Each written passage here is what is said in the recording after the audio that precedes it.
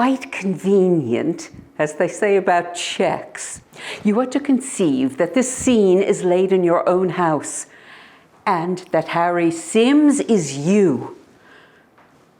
Perhaps the ornamentation of the house is a trifle ostentatious, but if you cavil at that, we are willing to redecorate. You don't get out of being Harry Sims on a mere matter of plush and dados.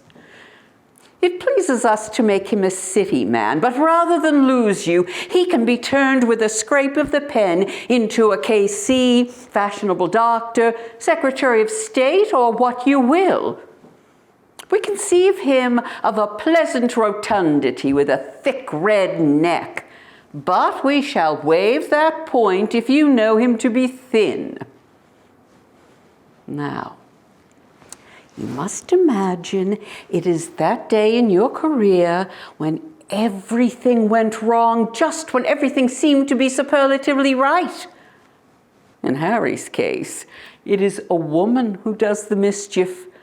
She comes to him in his great hour and tells him she does not admire him. Of course, he throws her out of the house and is soon himself again, but it spoils the morning for him. This is the subject of our moving picture, and quite enough, too. Harry is to receive the honor of knighthood in a few days. Here he is in the sumptuous snuggery of his home in Kensington, or is it Westminster? He has been rehearsing the ceremony with his wife. They have been at it all the morning. A pleasing occupation.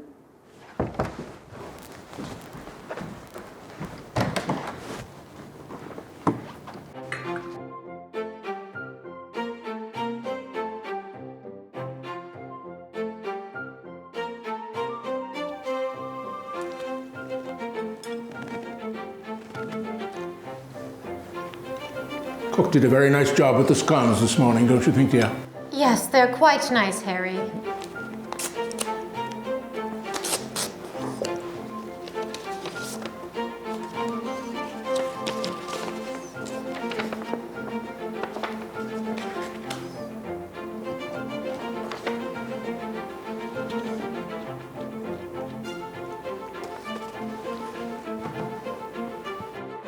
Maude, this tea is too strong. More water, please. Yes, madam.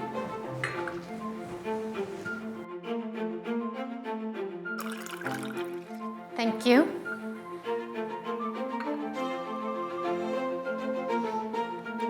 Another sugar, please. Yes, madam.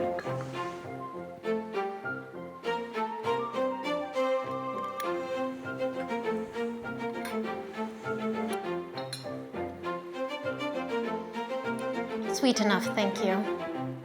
More tea, please, Maude. Yes, sir.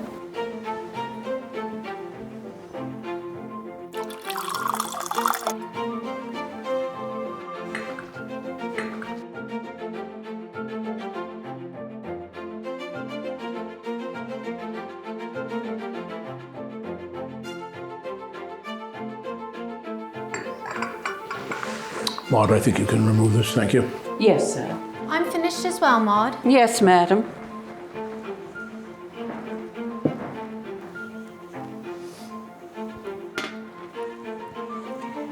Will that be all, madam? Yes, thank you. Sir? Yes, and that'll be all, thank you, Maude.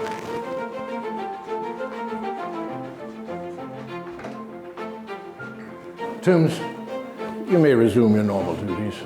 Very good, sir. Thank you, Toombes. Ma'am?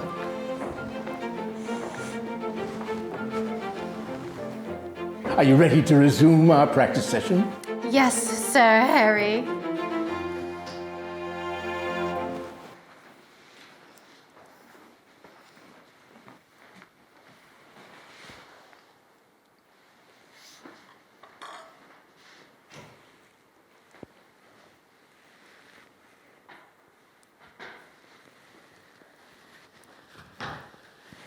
I'll just be a moment.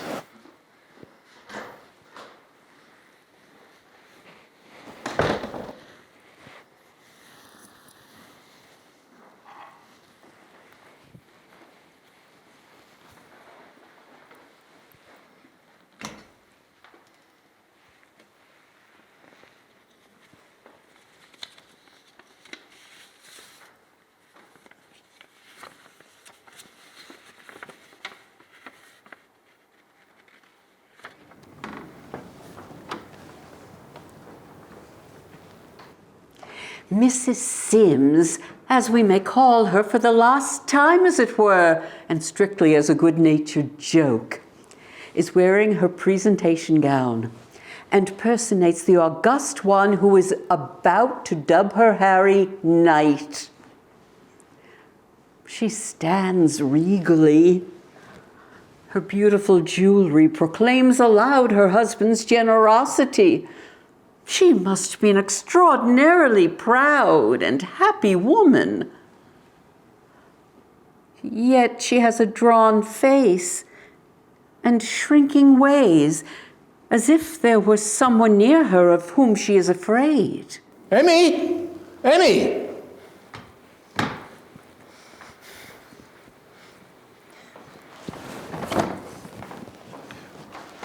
Are you ready? Yes, Harry.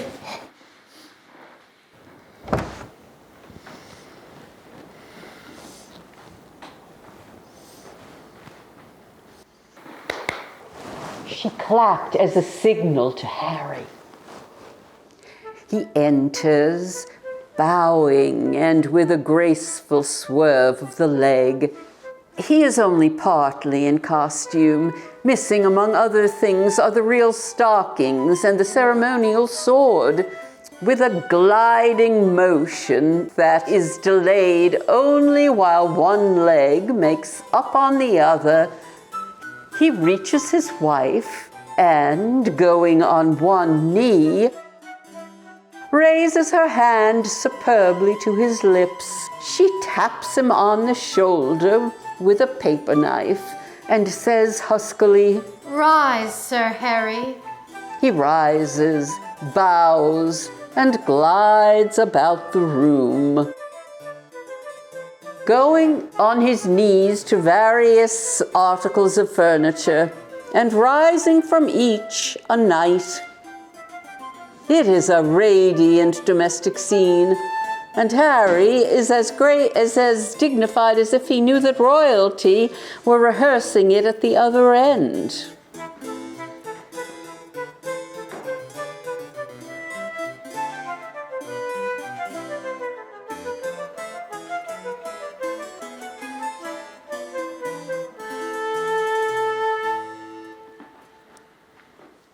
Observe and enjoy. Was that all right then, Em? I think perfect. Yes, but was it dignified? Oh, very. And it will be still more so when you have the sword. Yes, the sword will lend an air.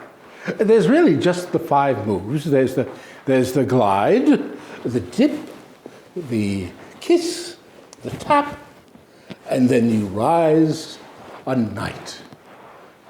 It's a short but very beautiful ceremony.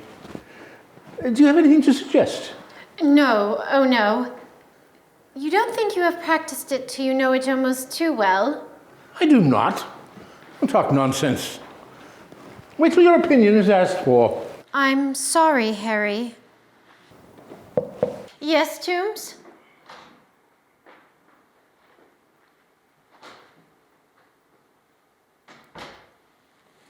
Madam. The Flora Typewriting Agency. Oh, yes, I phoned them to send someone round. A woman, I suppose, Toombes. Yes, Sir Harry. Yes, well, show her in. Very well, sir. Oh, and Toombes. Strictly speaking, it isn't Sir Harry until Thursday. Beg pardon, sir, but it's such a satisfaction to us. They like it downstairs, do they? They do, Sir Harry, especially the females. Exactly. Just bring in a small table for her typewriting machine, and I think we'll have to move this table back a bit. Yes, Sir Harry. You can tell the lady what she's wanted for, Em, and you can tell her the sorts of things about me that will sound much better coming from you. Did you hear what Toombes said? Especially the ladies. And he's right. Success. Women like it even more than the men. And rightly, for they share. You share, Lady Sims. Not a woman will see that gown without being sick with envy of it. I know them. Let's invite all of our lady friends round to see it. It'll make them ill for a week. I'll just go and change.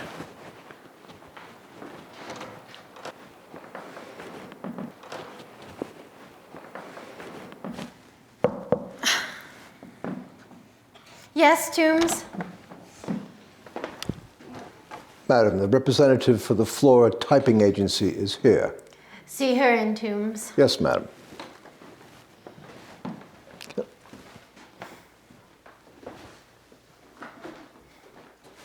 Thank you, Toombes. Yes, ma'am. Good morning. Is that the typewriting machine? Yes. I presume if I am to work here, I may take this off. I get on better without it. Certainly. Oh, how interesting. Oh! Yes.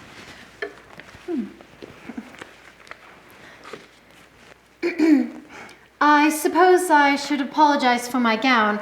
I am to be presented this week and I was trying it on. Oh, it is beautiful, if I may presume to say so. Yes, it is very beautiful. Sit down, please. I presume it is some copying you want done? I got no particulars. I was told to come to this address, and that was all. Oh no, it's not work for me. It's for my husband. And what he needs is not exactly copying. He wants a number of letters answered, hundreds of them. Letters and telegrams of congratulation. Yes? My husband is a remarkable man, and he is about to be knighted. Knighted? For his services to... For his services.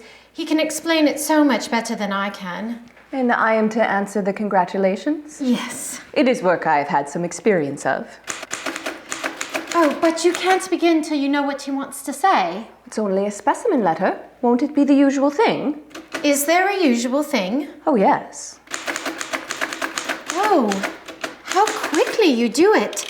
It must be delightful to be able to do something and to do it well. Yes, it is delightful. Oh, but excuse me, I don't think that will be any use. My husband wants me to explain to you that his is an exceptional case. He did not try to get this honor in any way. It came as a complete surprise to him. That is what I have written. But how could you know? Oh, I only guessed. Is that the usual thing? Oh, yes. They don't try to get it? Oh, I don't know. That is what we are told to say in the letters. I should explain to you that my husband is not a man who cares for honors, so long as he does his duty. I have been putting that in. Have you? But he particularly wanted to be known that he would have declined a title if it were not... I've got that right here. What have you got? Indeed, I would have asked to be allowed to decline the invitation had it not been that I want to please my wife. But how could you know it was that? Is it? Do they all accept it for that reason? That is what we are told to say in the letters. It is quite as if you knew my husband. Oh, I assure you, I don't even know his name. Oh, he wouldn't like that. Well, Emmy, how do I look? Oh, wonderful, dear. This is the lady, Harry. What? What? I've been trying to explain to her. Yes. Let me attend to her. I will see to it. Yes, Harry. Thank you. You! Yes, it is funny. The shamelessness of you daring to come here. Oh, believe me, it is not less a surprise to me than it is to you. I was sent here in the ordinary way of business. I was told only the number of the house. I was not told a name. The ordinary way of business. So this is what you have fallen to, a typist? Think of it. After much worse straits, I'll be bound. Much worse straits. Well, congratulations. Thank you, Harry. What did you call me? Oh, my soul, it is Harry, is it not? It isn't Harry to you. The name is Sims, if you please. Oh, yes, I'd not forgotten that. It was my name too, you see. It was your name until you forfeited the right to bear it. Exactly. No. I was furious when I first saw you here, but on second thoughts, it pleases me. There's a grim justice in it. Do tell.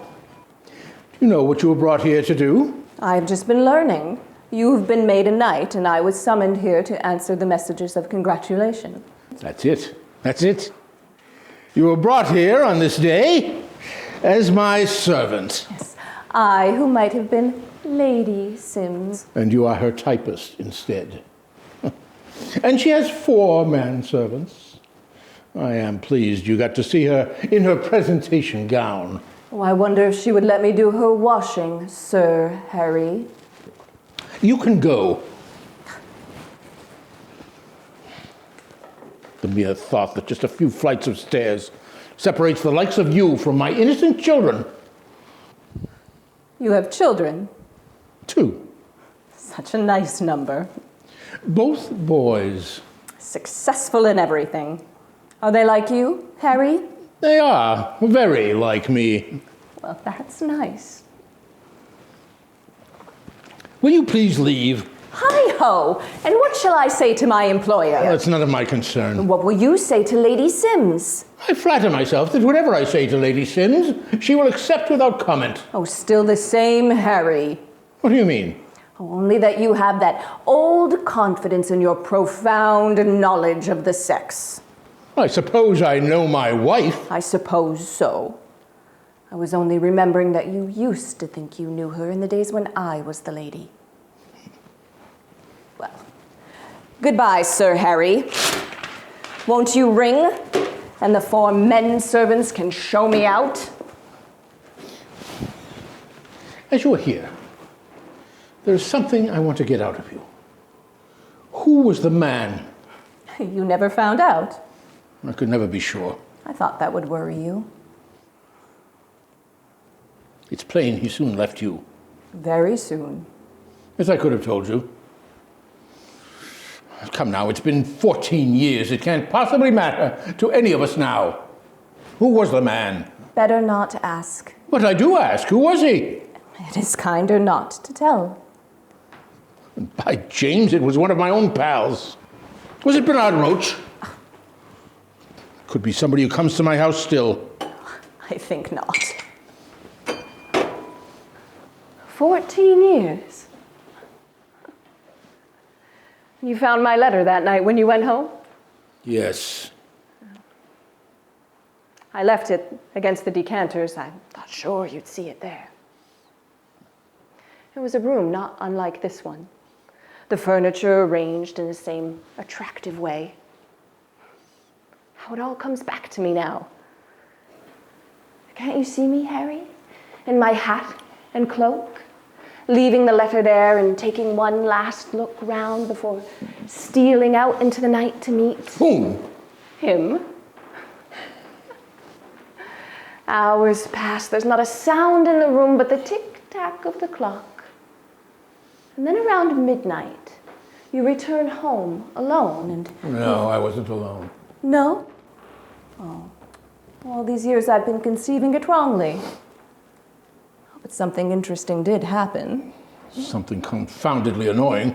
Oh, do tell me. No, we won't go into that now. Just tell me, who was the man? Surely a husband has the right to know with whom his wife bolted. Surely a wife has a right to know how he took it. A fair exchange. You tell me what happened, and I will tell you who he was. You will. Very well.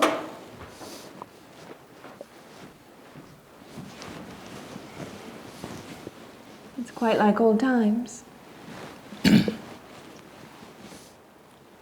Go on, Harry. Well, as you know, I'd had dinner at the club that night. Yes? Jack Lamb and Mabbott Green were with us. I asked them to come in for a few minutes. Jack Lamb and Mabbott Green. I think I remember them. Jack was in Parliament. No, that was Mabbott. So they'd come in and... Was it him? Who? Mabbott. What? The man. What man? No, I thought you said they came into the house with you. Well, that could have been a blind. Well, it wasn't. Go on. Well, they came in to finish a talk we'd been having at the club. An interesting talk, evidently. The papers had been full of some countess who had eloped with a fiddler. What was her name? Does it matter? No. Anyway, we'd been discussing the thing, and I'd become quite warm. Oh, I begin to see. You had been saying that it served the husband right, that a man who couldn't look after his wife deserved to lose her. That was one of your favorite subjects. Oh, say it was that, Harry. It may have been something like that. And all the time my letter was there, and none of you knew it but the decanters. Oh, it was sweet of you to tell me, Harry. But I forget what I said precisely in the letter. So do I. But I have it still. Oh, do let me see it again. I can't believe you've kept it after all these years.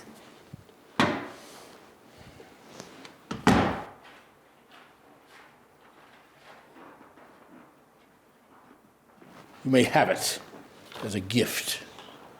Yes, this is it. Oh, Harry, how you did crumple it. Dear husband, I call you that for the last time. I am off. I'm what you call making a bolt of it.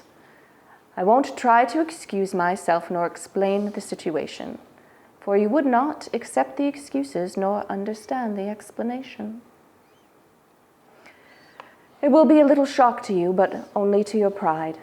What will astound you is that any woman could be such a fool as to leave such a man as you. I am taking nothing with me that belongs to you. May you be very happy. Your ungrateful Kate. P.S. You need not try to find out who he is. You will try, but you won't succeed. May I really have it for my very own? You really may. If you would care for a typed copy, I got it. None of your sauce. I had to let them see it in the end. Oh, I can picture Jack Lamb reading it. Penniless parson's daughter. That's all I was.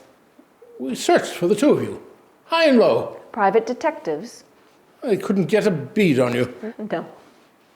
Finally, the judge let me file by advertisement on a man unknown, and I won my freedom.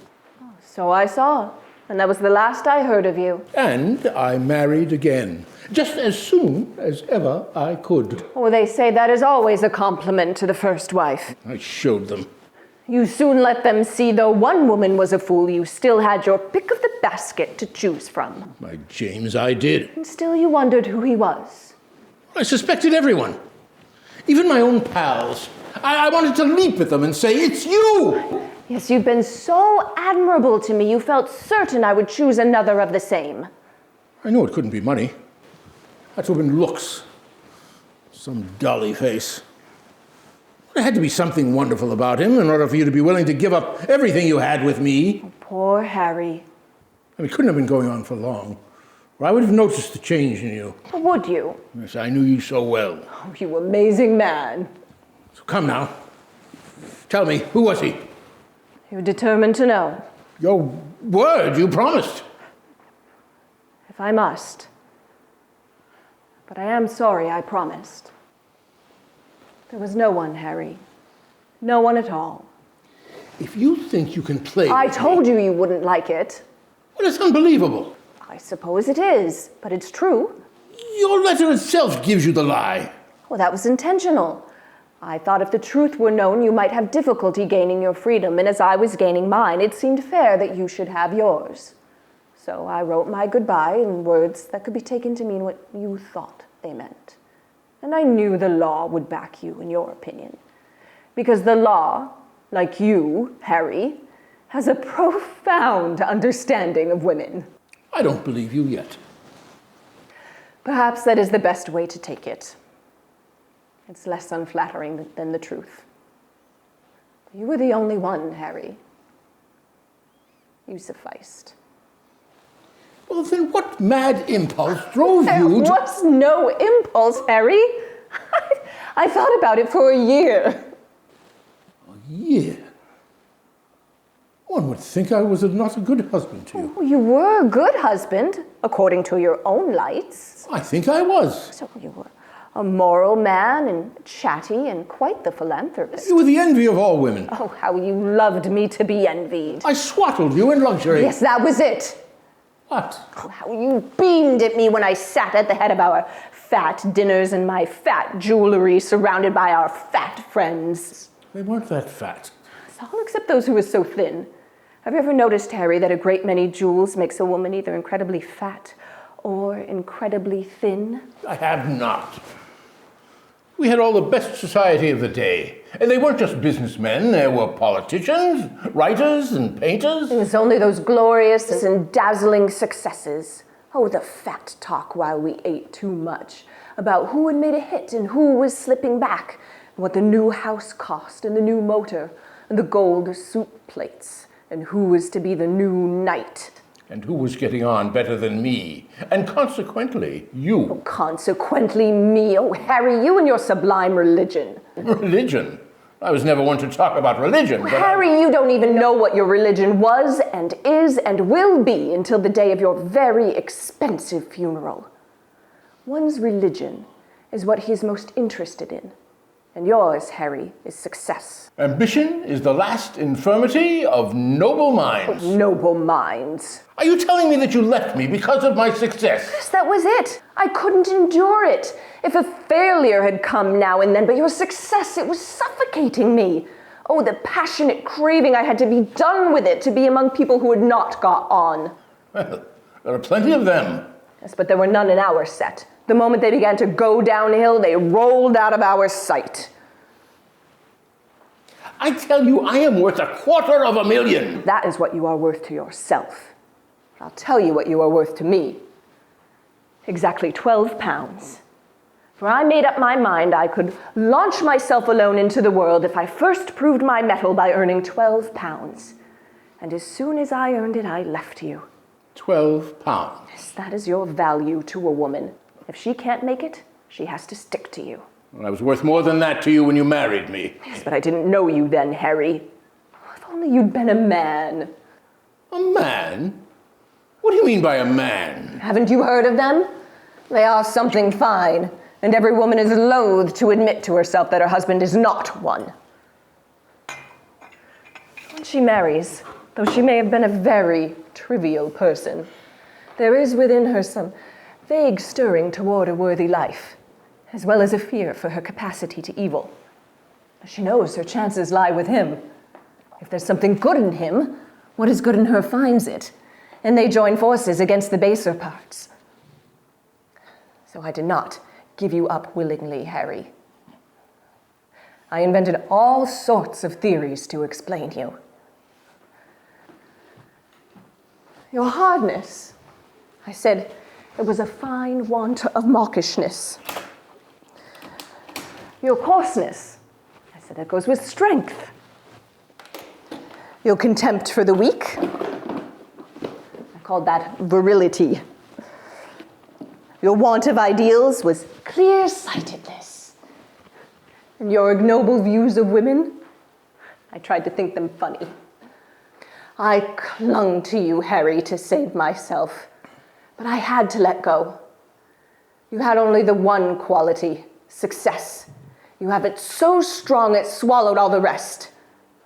How did you get that £12?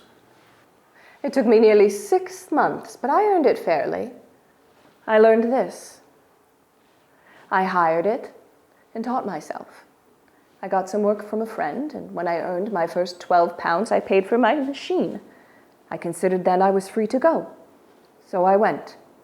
All this going on in my house while you were living in the lap of luxury. My God, you were determined. By God, I was. You must have hated me. Not a bit of it, Harry. Not when I saw there was a way out. And from that hour, you amused me. I felt sorry for you. You couldn't help yourself. Success is just a fatal gift. Thank you. And some of our most successful friends knew it, too. 1 or 2 of them used to look very sad at times, as if they knew they might have come to something had they not got on. What of that battered crew you live among now, but people have tried to succeed and failed? That's exactly it. They try, but they fail. And they always will fail. Poor souls. I say of them, and poor soul, they say of me. But it keeps us human, and that is why I will never tire of them. I will be worth $500,000 yet. I'm sure you will, Harry. You're getting stout. I am not. What was the name of that fat old fellow who used to fall asleep at our dinner parties? You mean Sir William Crackley? Yes, Sir William. He was to me a perfect picture of a grand success. He got on so well that he became very, very stout. And when he sat in a chair, it was thus, as if he were holding his success together. That is what you are working for, Harry. You'll have that and the $500,000 about the same time. Will you please to leave my house? Oh, but don't let us part in anger. How am I looking, Harry, compared to that dull, inert thing that used to roll round in your padded carriages? I forget what you were like, but you could never have held a candle to the present Lady Sims. That is a picture of her, is it not? In her wedding gown, painted by an R.A. A knight. Yes. It's a very pretty face. Acknowledged for her beauty everywhere. There's a merry look in the eye and character in the chin. Noted for her wit.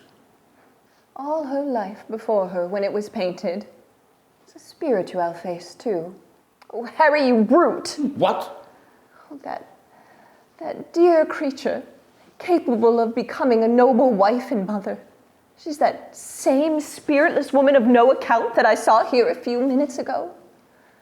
Oh, Harry, I forgive you for myself, for I escaped. But that poor lost soul. Oh, Harry, Harry. I'll thank you that if ever there was a woman proud of her husband and happy in her married life, that woman is Lady Sims. I wonder. You needn't wonder.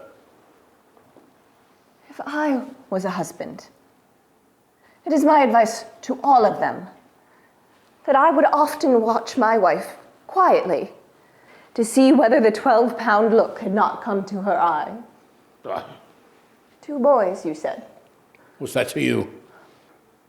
I was only thinking that somewhere there are 2 little girls, dear pretty little things, who when they grow up are all going to be meant for men who get on. Well, goodbye, Sir Harry. Say first that you're sorry. For what? For leaving me. Say that you regret it bitterly. You know you do. You've spoiled the day for me. Well, I am sorry for that. But it's only a pinprick. I suppose it is a little jarring in your moment of triumph to find there is one old friend that does not think you a success. But you'll soon get over it. Who cares what a typist thinks? No one. A typist, it's 18 shillings a week. Not a bit of it, Harry. I double that. Oh, magnificent. May I come in? It's Lady Sims. Please. I won't say. She's afraid to enter a room without knocking. She is not. Come in, dearest. Harry, the sword has arrived. Yes, all right. But I thought you were so eager to Just put it down.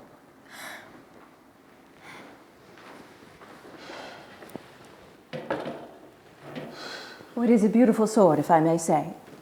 Emmy, do you know what that neck needs? More jewels. More? Yes, some ropes of pearls. I'll see to it. It's a mere bagatelle to me. Well, I won't detain you any longer, madam. Going already? You have been very quick. The lady didn't suit. I'm sorry. Oh, so am I, madam, but it can't be helped. You rang, Sir Harry? Goodbye, your ladyship.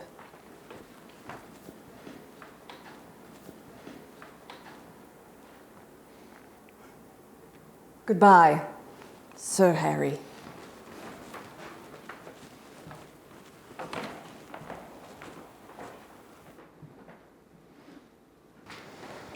She seemed such a capable woman.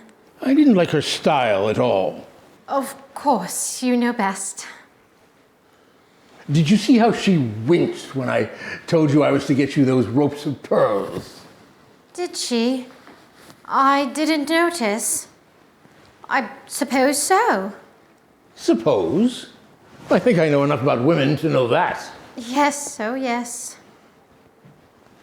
What a different existence is yours to that poor, lonely wretch's.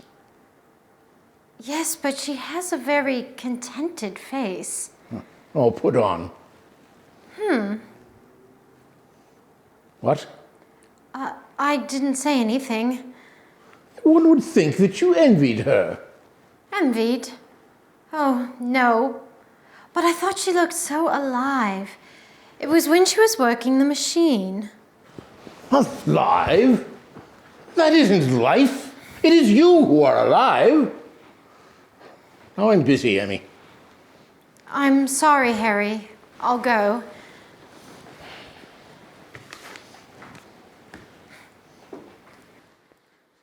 Are they very expensive?